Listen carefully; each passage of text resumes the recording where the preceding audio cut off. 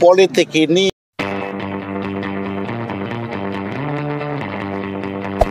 Hey there. Subscribe to my channel. And also press this bell icon.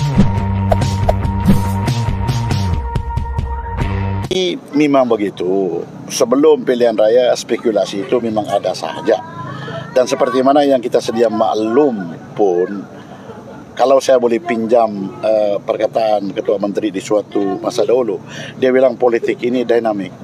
Bermakna politik ini dia bergolak daripada masa ke semasa mengikut keadaan yang tertentu. Jadi saya ada dengar video klip daripada Dr. Jeffrey pagi ini. Saya bangun awal pagi, lepas itu saya tengok saya punya handphone, jadi ada video daripada Jeffrey. Paling tertarik saya punya perhatian dan minat. Dia kata, dalam politik ini hari ini kita berkawan, besok kita berlawan. Tetapi kalau hari ini bilanya kita berlawan, tetapi ada masanya bahawa perjuangan orang lawan saya itu secara kebetulan sama dengan saya punya pendirian, jadi maka dia akan menjadi kawan. Jadi dalam arti kata, kalau kita bandingkan dengan apa yang disebut oleh Ketua Menteri itu, bermakna politik ini adalah dinamik. Kerana setiap parti politik mempunyai objektif dan perlembagaan yang tertentu. USNO misal kata, walaupun parti kecil, tapi kami mempunyai perlembagaan, ada mempunyai matlamat tertentu. Jadi setiap parti itu mempunyai matlamat, mungkin ada jangka masa pendek, ada jangka masa pertengahan, ada jangka masa panjang. Ada pula parti politik yang semata-mata mau menang dalam pilihan raya supaya ada kursi. Jadi bagi USNO, daripada pengalaman saya sebagai presiden berpolitik lebih 40 tahun,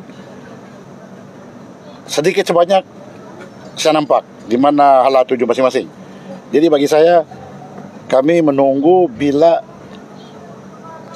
pengurusi JRS itu, yaitu Ketua Menteri sebagai pengurusi JRS, bila dia akan panggil mesyuarat di antara presiden parti-parti komponen ataupun ahli majlis tertinggi JRS itu sendiri. Jadi di situ kita akan nampak.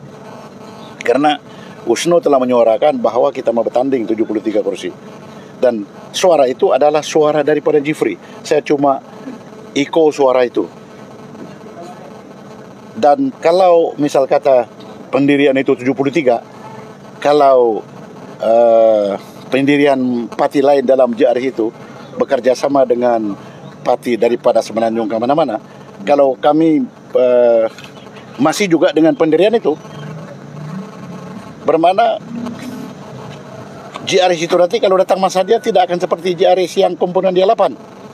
Begitu, jadi kita sama-sama tunggu.